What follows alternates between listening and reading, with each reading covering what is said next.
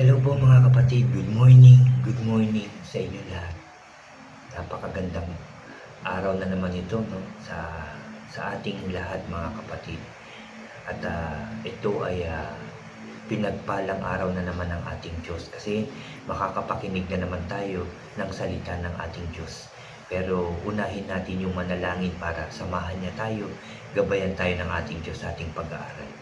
Samahan niyo po ako, magsiyo po tayo. Yes, O God, Father God, aming Diyos na makapangyarihan sa lahat. Lord, pinupuri ka namin, pinasasalamatan, sinasamba ka namin. Ama, maraming salamat na naman ngayong umagang ito dahil kami po ay makakapag-aral, makakapakinig na naman ng iyong mga salita. Lord, salamat dahil muli mo na naman kaming kakausapin ngayong umagang ito. Salamat, Lord, sa sasabihin mo na naman sa amin. I pray sa pangalan ng Panginoong Hesus, maisabuhay namin ang lahat ng iyong sasabihin sa amin. At ito rin ay ma-share namin sa ibang tao. Thank you Lord sa katagumpayan ng aming gawain ito. Tagumpay ito dahil kasama ka namin, sasamahan mo kami, gagabayan mo kami at tuturuan mo kami. Kaya magiging maayos ang pag-aaral na to sa pangalan ng aming Panginoong Hesus. Thank you Lord, thank you Jesus, thank you Holy Spirit. Pinupuri ka namin, pinasasalamatan, sinasamba ka namin o Diyos sa matamis at makapangyarihang pangalan ng aming Panginoong Hesus. Lahat tayo ay magsabi ng Amen and Amen. At ito po ang aking channel.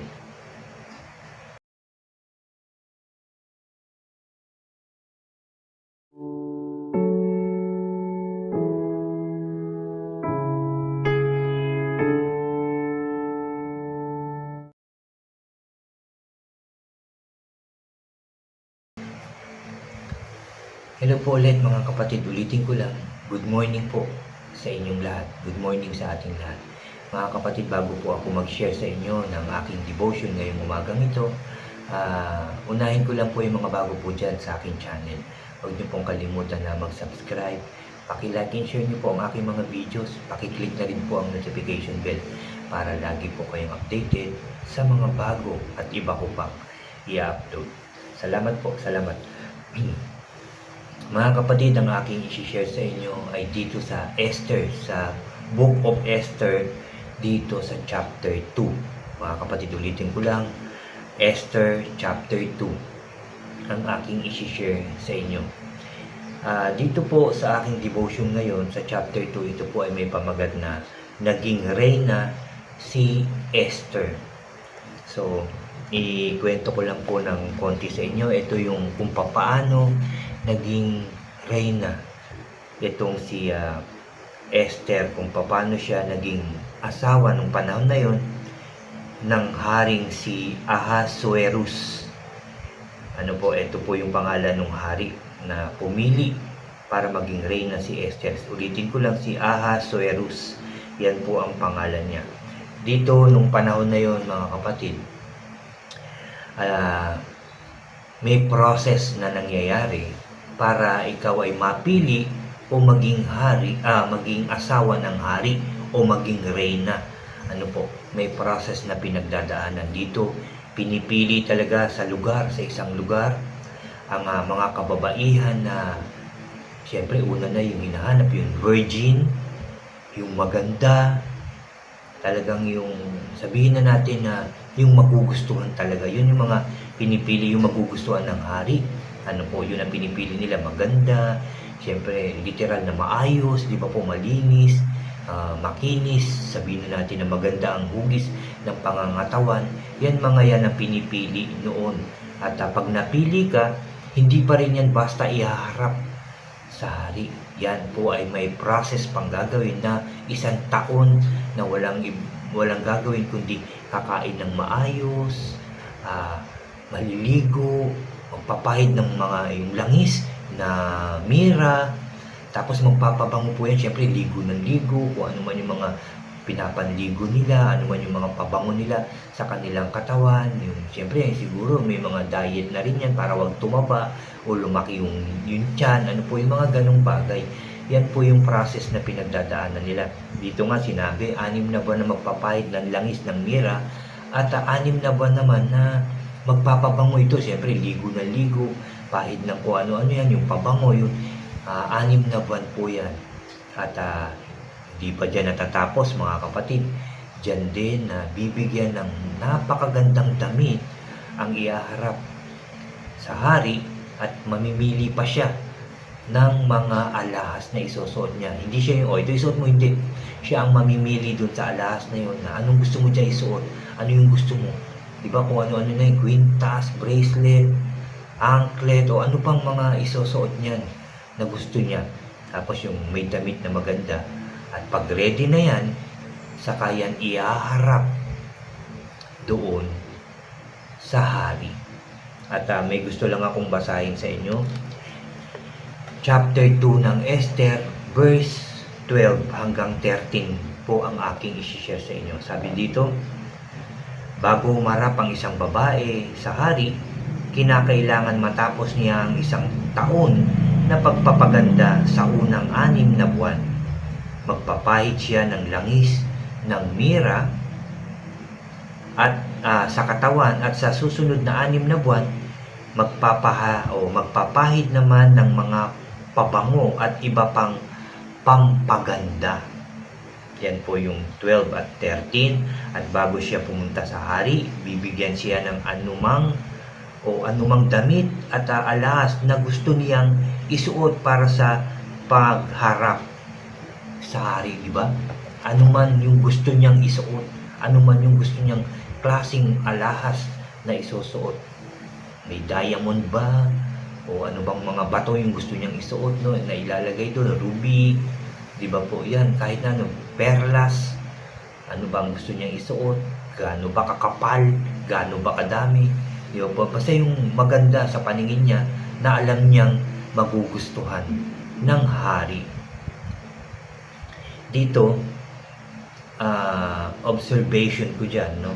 Na ganun nga, na kailangan maayos, maganda kang harap sa hari para mapili ka. Di lalo na pagka napili ka, kasi ito merong talagang tagapamahala sa mga nakatira doon sa palasyo na mga babae na mapapangasawa o iaharap sa hari. Merong talagang namimili niyan, merong talagang talaga dyan, may namamahala dyan. At bawat mapipili, binibigyan pa yan ng tagapangalaga, no? Katulong niya para maglinis, maligo, magsuklay, mga ganyang bagay. At syempre, kagaya ni Esther, nagustuhan pa siya ng tagapangalaga ng mga mapapangasawa o yung pipiliin ng hari, nagustuhan pa siya. Kaya tuwan-tuwa sa kanya yung tagapamahalang ito, at talagang lahat binibigay sa kanya. Anong gusto mo? Anong gusto mong kainin? Anong gusto mong isuot? Yung mga ganyan, naalagaan siyang mabuti. At dito nga sinabi dito na binigyan siya ng 7 tagapangalaga, itong si Esther. So napakaganda ng kanilang gagawin, ano? Magpapaganda lang, magpapabango, kakain ng masasarap, yung talagang mga prutas siguro yan, ano, mga kapatid, o ano man, para pagharap nila sa hari ay talagang maayos, maganda, sabihin na natin kaakit-akit sa paningin ng hari yung kanilang ginawang pag-aayos, pagpapaganda, pagpapabango. Ano po? At sa aking personal application dito sa mga bagay na to, na sa amin kasi, no, at siguro sa inyo sa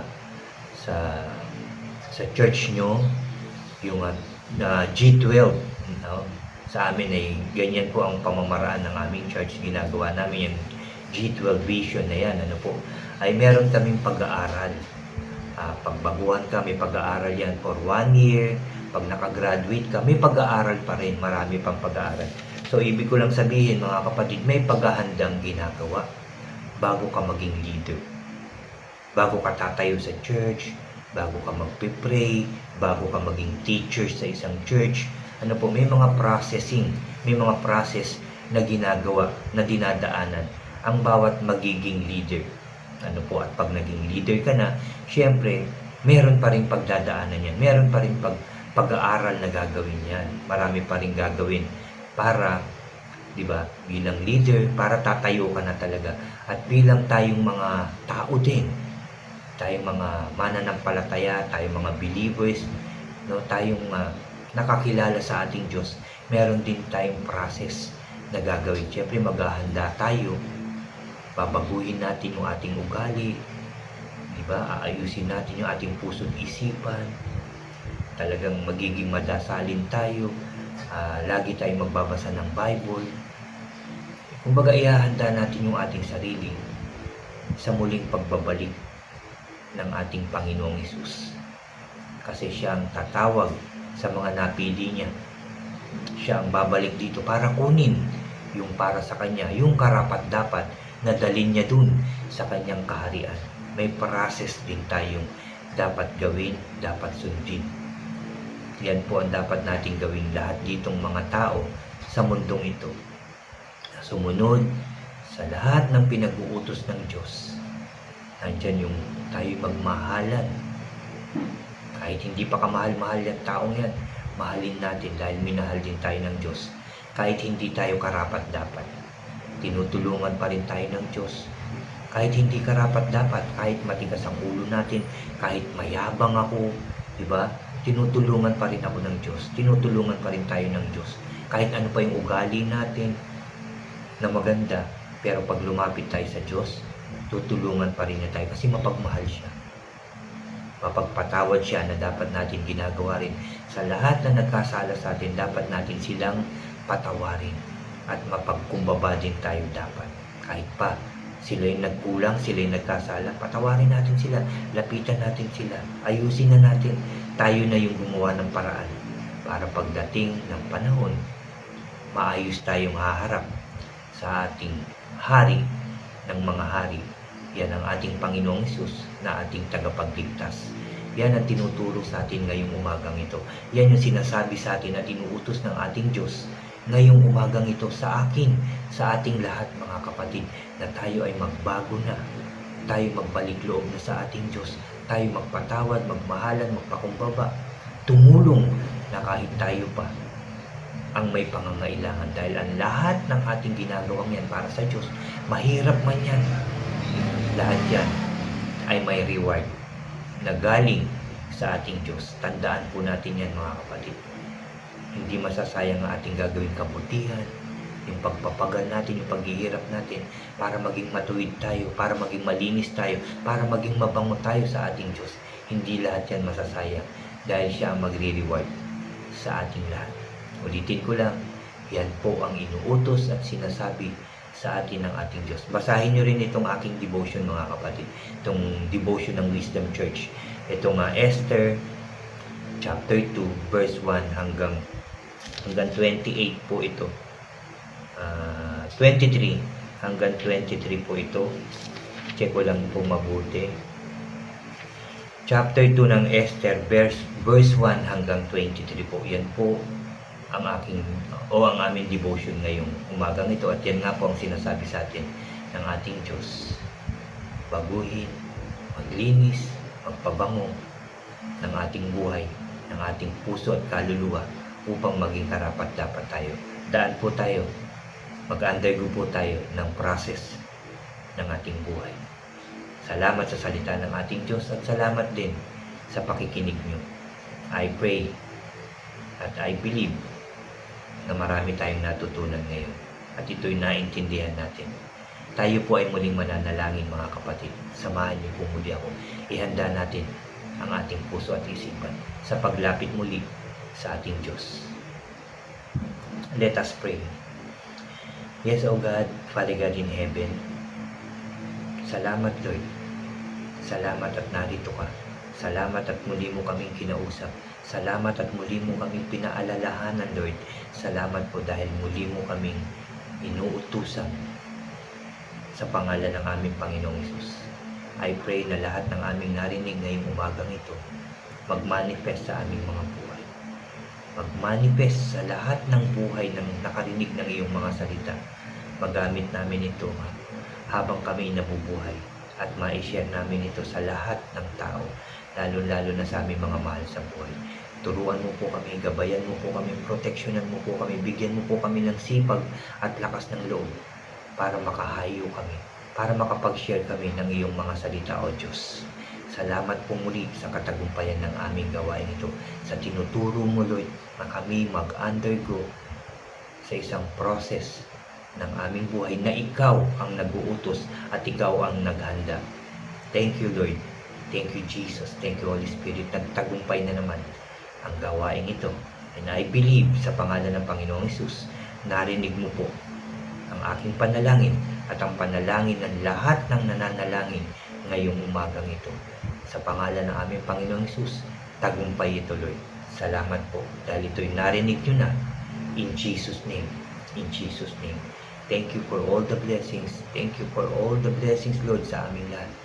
Sa kalakasan, sa pagpapala, sa pagpapagaling mo sa lahat ng may karamdaman, sa pag-ayos mo ng bawat pamilya, sa pag-ayos mo ng bawat bansa, Lord, na maging maayos, masaya, masagana, at tagumpay ang lahat ng bansa, ang lahat ng tao, sa pangalan ng aming Panginoong Hesus.